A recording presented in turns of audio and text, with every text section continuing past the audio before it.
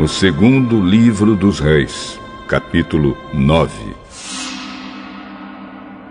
Enquanto isso, o profeta Eliseu chamou um dos jovens profetas e disse: Apronte-se e vá até Ramote-Gileade. Leve este jarro de azeite. E quando chegar lá, procure Jeú, filho de Josafá e neto de Ninsi. Leve-o para outra sala, longe dos seus companheiros.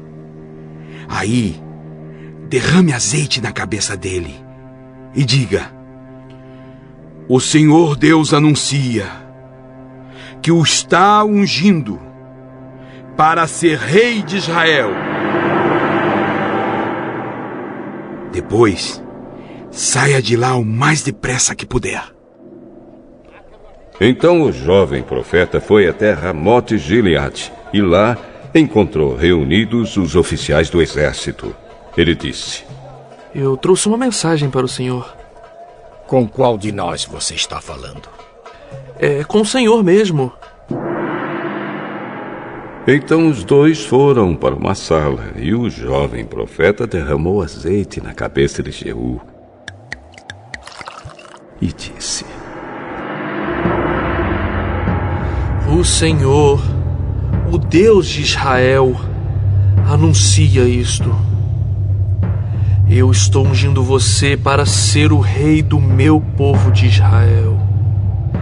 Você deve matar o seu chefe, o rei Jorão, filho de Acabe, para que assim eu castigue Jezabel por haver assassinado os meus profetas e os meus outros servos. Toda a família e todos os descendentes de Acabe devem morrer. Eu vou acabar com todos os homens da família dele, tanto os jovens como os velhos. Vou tratar a família dele como tratei as famílias do rei Jeroboão, filho de Nebate, e do rei Baasa, filho de Aías. Jezabel não será sepultada.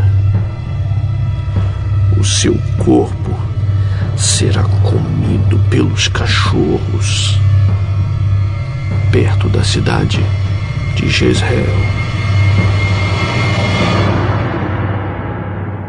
Depois de dizer isso, o jovem profeta saiu da sala e fugiu. Jeú voltou para o lugar onde estavam seus companheiros e eles perguntaram: Tudo bem? O que aquele louco queria com você? Vocês sabem muito bem o que ele queria.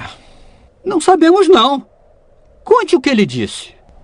Ele me disse que o Senhor Deus anuncia isto. Eu estou ungindo você, Jeú, para ser o rei de Israel. No mesmo instante, eles estenderam as suas capas sobre os degraus para Jeú passar. Tocaram a corneta e gritaram: Jeú é o rei! Jeú é o rei! Então Jeú fez uma revolta contra o rei Jorão.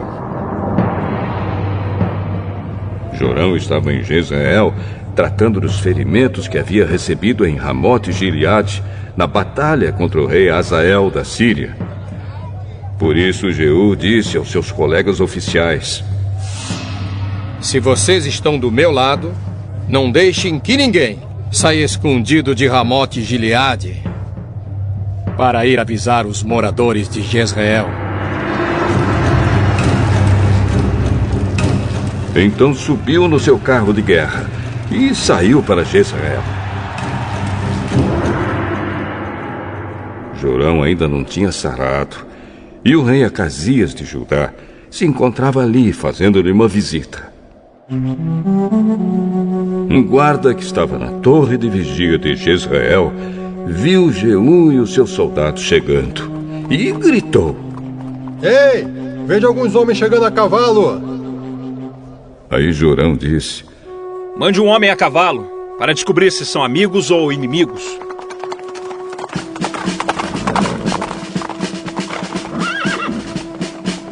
O mensageiro foi encontrar-se com Jeú e disse: O rei quer saber se o senhor vem como amigo.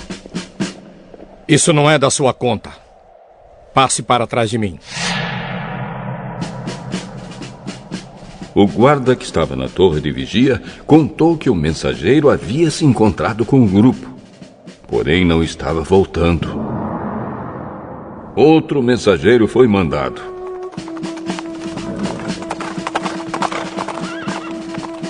E fez a mesma pergunta a Jeú. E novamente ele respondeu: Isso não é da sua conta. Passe para trás de mim. Novamente o guarda contou que o mensageiro havia chegado até o grupo, porém não estava voltando. E disse também: O chefe do grupo está guiando seu carro de guerra como um louco. Exatamente como Jeú faz. Aprontem o meu carro de guerra.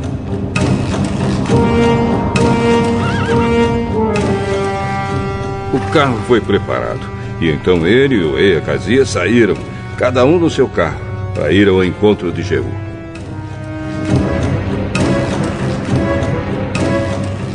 Eles se encontraram com ele no campo que havia sido de Nabote. Aí Jorão perguntou: Você veio como amigo? Mas como podemos ser amigos quando ainda continuam as feitiçarias e a adoração de ídolos que Jezabel, a sua mãe, começou?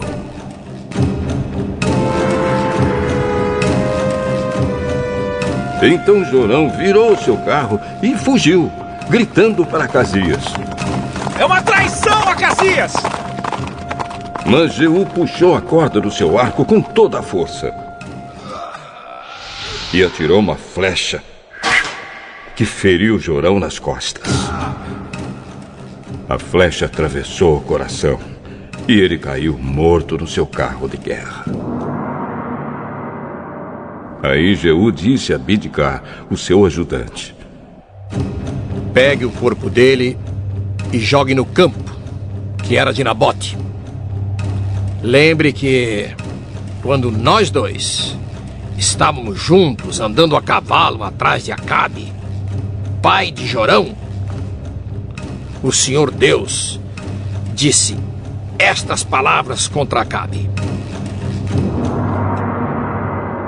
Ontem eu vi o assassinato de Nabote e dos seus filhos, e prometo que castigarei você aqui, neste mesmo campo.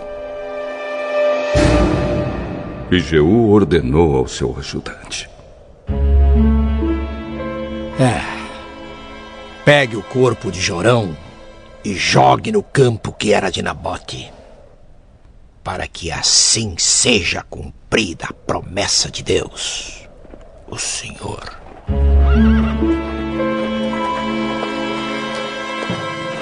O rei Acasias de Judá viu o que tinha acontecido e fugiu no seu carro na direção da cidade de Bet-Hagã. Mas Jeú perseguiu e disse aos seus soldados: Matem Acasias também! Matem! E eles o feriram quando ele ia no seu carro pela estrada que sobe para Gur, perto da cidade de Ibleão. Mas Acasias conseguiu fugir até a cidade de Megido, onde morreu. Os seus oficiais levaram o corpo de volta para Jerusalém e o sepultaram nos túmulos dos reis, na cidade de Davi. Acasias havia começado a reinar em Judá no ano 11 do reinado de Jorão, filho de Acabe, em Israel. Jeú chegou a Jezreel e Jezabel ficou sabendo disso. Então pintou os olhos, penteou os cabelos e ficou numa janela do palácio, olhando para a rua. Quando Jeú entrou pelo portão do palácio, ela gritou: Olá, Zirri! Assassino do seu senhor! Jeú olhou para cima e gritou: Quem está do meu lado? 2 ou 3 oficiais do palácio olharam para ele de uma janela. E Jeú disse a eles: Jogue essa mulher daí! Eles a jogaram. E o sangue dela respingou a parede e os cavalos. Jeú passou por cima dela com os cavalos e o carro e entrou no palácio.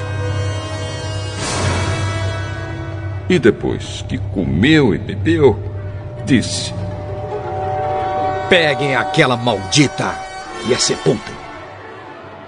Afinal de contas, ela é filha de um rei.